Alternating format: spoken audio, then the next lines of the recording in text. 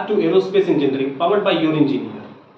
I am Sandeep Tripathi and I am going to conduct a workshop on 20th August 9 pm about how to get a career in aerospace engineering, how to build your career in aerospace engineering, what should be the approach to build your career in aerospace engineering.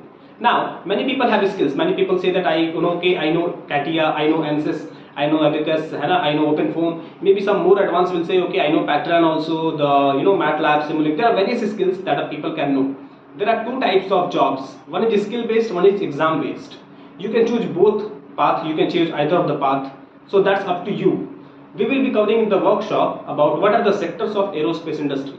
It is not only limited to the aviation sector. It is also broadened up to earth sciences, atmospheric sciences, mechanical engineering, automobile engineering. There are various sectors that you can go to. It's just about you have to put a right approach. If you don't have the right approach, then you can't do that.